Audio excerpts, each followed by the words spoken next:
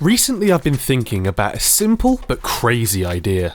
What would it look like if I took a normal lead weight that I use for fishing and replaced it with a 360 camera that I could use to record all angles of a cast, the hook sinking to the bottom of the lake, and hopefully a fish taking the bait and the fight back to my net? Filming underwater for the purpose of making a fishing film isn't new. The big tackle brands have been doing it for years, and there's a number of creatives that are now doing the same. But the problem has always been that fish, carp in particular, are wild creatures and are often completely unpredictable. When using something like a GoPro, for example, you can get some great footage for sure, but you're hoping that the fish, the bait, and the camera are all aligned, as it can only record in one direction. With a lot of effort, it can be done. It has been done. But with a 360 camera, it records, well, everything, in all directions.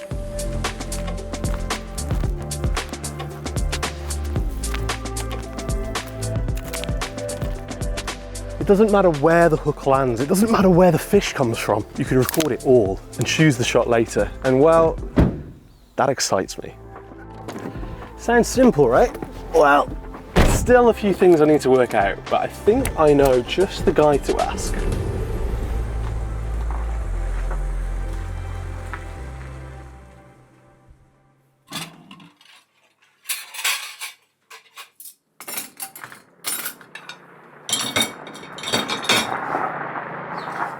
Postman's here. But it's Sunday.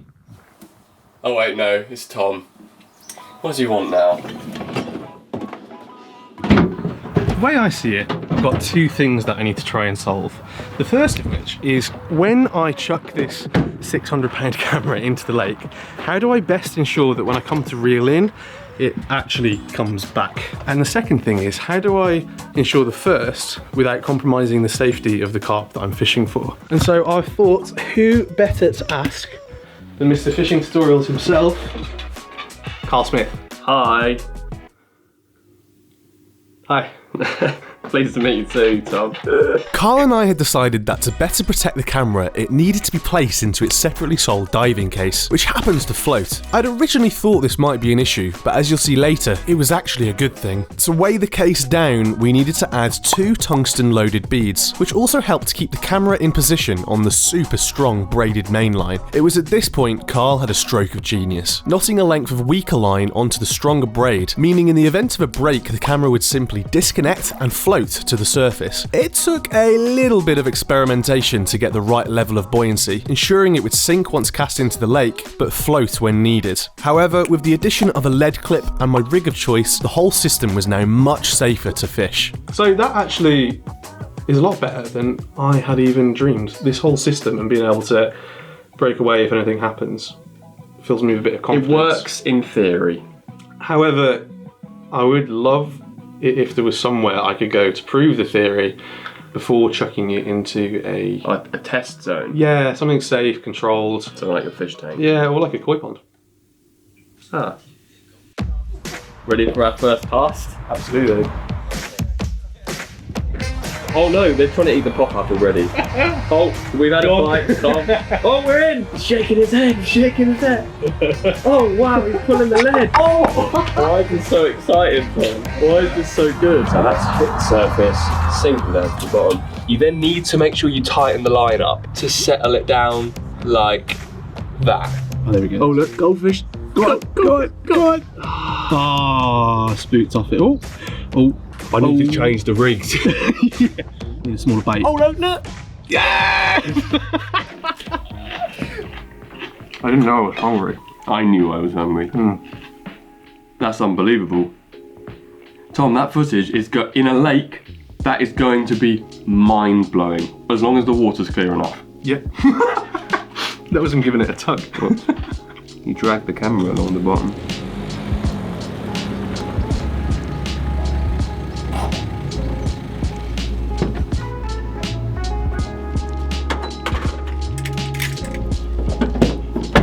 From here on in, I don't really know what's going to happen.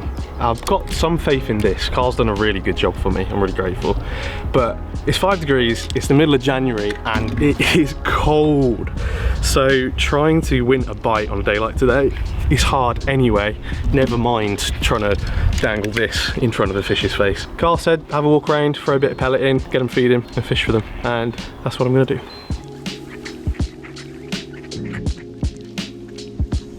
This looks quite nice.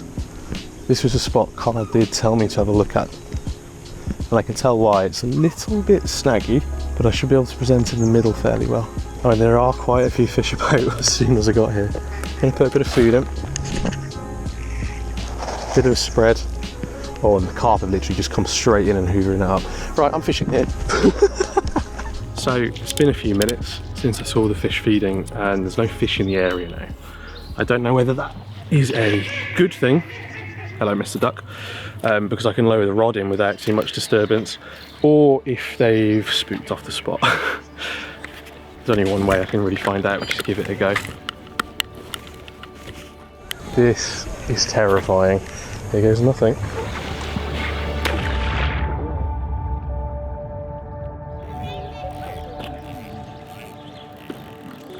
When I got back home and started reviewing the footage, I couldn't quite believe just how unafraid the carp were of the camera. If anything, it was a curiosity to them, a new shiny object that had appeared in their home and they wanted to check it out. The footage I'd recorded blew my mind. There were still a few niggles, of course, namely how the silt would build up on the lens over time, but being able to see carp in every direction, watching their habits and how they interacted with the environment, how happy they were to feed on the pellet I'd thrown in, I was amazed by what I'd captured, but was yet to record that all-important bite on camera. A little bit more pellet on the spot now that I know where I'm at. Don't want to overfeed it. I can actually see carp in the distance, so maybe it happens.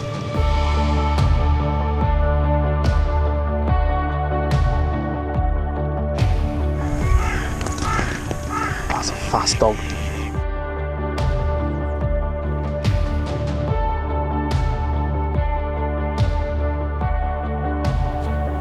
Well, this is kind of it now. I've set myself a timer, and once that goes off, session's kind of at an end. I'm pretty sure the camera stopped recording 5, 10, 15 minutes ago. I've just been hoping, because I've been watching fish circling over the bait for the past hour. It's insane that they're not spooking more off the camera actually, and the footage, well, you've already seen it. I'm sure I've included it in the edit already, but I can't wait to go home and watch it. If it is, as I now suspect, that this session is not the one, I'm going to be back really soon. I'd be lying if I said I wasn't a little bit disappointed. I really thought we were going to get a bite. I really thought we were going to get a bite. The fish were circling, and the content that I've got is wicked, and I guess that as a proof of concept that chucking a 360 camera underwater for the purpose of filming fish definitely works. But I really wanted that bite. I wanted to see the fish suck the pop-up into its mouth, shake its head, and then battle it all the way back to the net, and that didn't happen. There we go. Onwards and upwards. Sorry. So it's been a couple of days since I was last here at the canal, and after the last session I got back to Carl's and we sat down to watch the footage, and I didn't realise just how close I'd actually come to a bite. No! You touched your hook, mate! Tom! You should have caught one today. So this time I brought the big guns. Who's that? You. Oh. You are the big guns.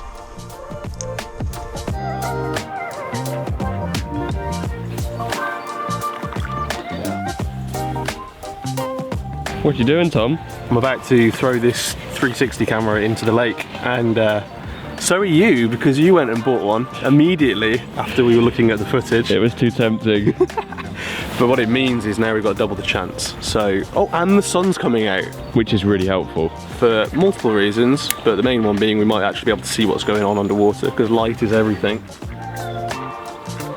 How anti-tangle is this setup? Not very, because It's tangled. I can't anti the tangle.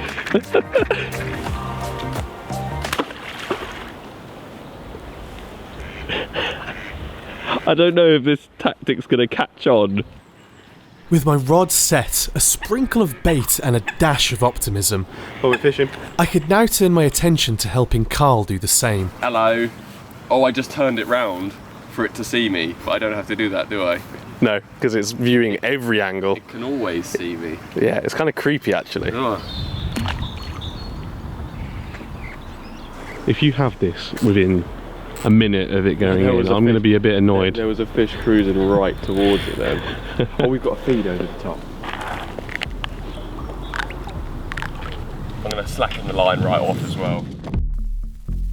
All we had left was to sit and wait, each happy with the spots we had chosen. Carl's was a very clean and open area that we had seen carp frequenting regularly. Mine, a place I'd caught in the past, thanks in part to the plentiful snags surrounding it. Though little did I know at the time, it was this that would actually be my downfall. When I had first cast in and pulled back to settle the line, I'd painfully caught the hook into one of the many twigs covering the bottom, meaning there I was, sat waiting for a bite that would never come. On this session at least.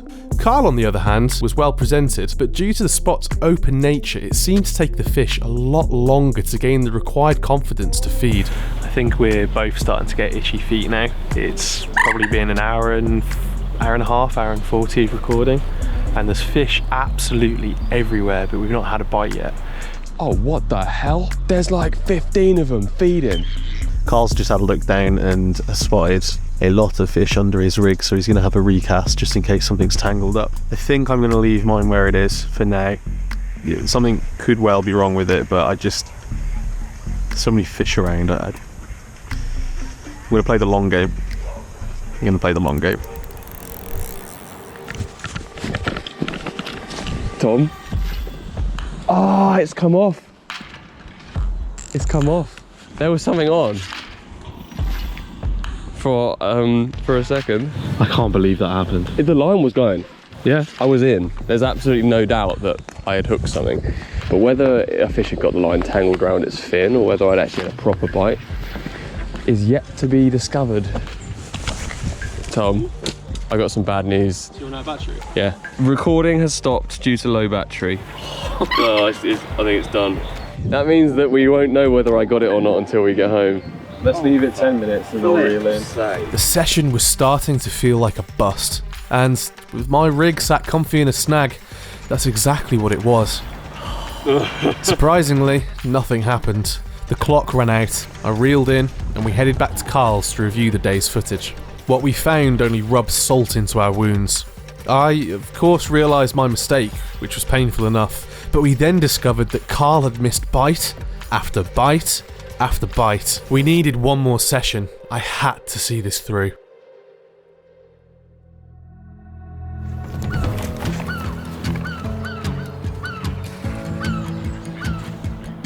The thing is today, it's not the record times, it's not batteries that are against us. We just don't have a lot of time to fish. We've got to get to the Essex show. Placement was lovely. No, it hit the tree. I just put it in a snare. Placement was not lovely. Oh, it came out. Well done, well done. Oh, I lost my hook bait though. Yeah, I think that's good that time actually, Tom.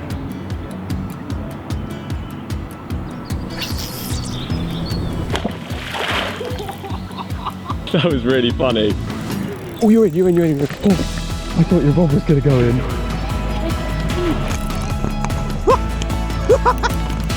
I mean, it's a little fully scaled. Okay, you did it. It took 3 days. Put it there. I think you might have just... Oh, it's not. Fair play. I don't have the words. I can't believe it actually came good. Yeah, and the bite was savage. The rod was wrapping around. With the fish now safely in the net, all I could wonder was how the footage of the bite had come out. Here we go. This was the shot I'd been dreaming about for weeks.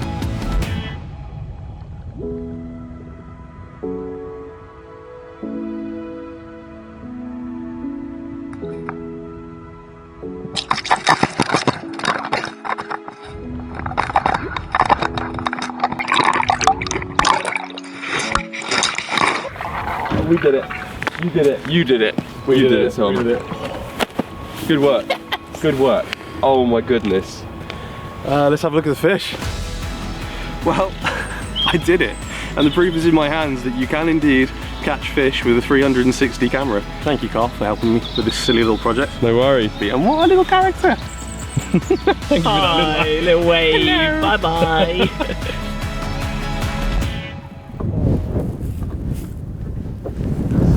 Well, this is the part of the video where I say thank you so much for watching. I can't believe that we managed to pull it off, and a huge thanks to Carl for helping me to make it happen. If you enjoyed this video, please do consider pressing the like button and the subscribe button. This is my first video, and I hope it won't be the last. I won't be able to post regularly because my job, my dream job, is that I get to film with Carl, filming his crazy fishing adventures. So whilst that won't leave me with a lot of time for videos of my own, I do still have a couple of crazy ideas that I'm definitely going to film and bring out sometime this year. So subscribe if you'd like to. Thanks again for watching, and I'll see you out there.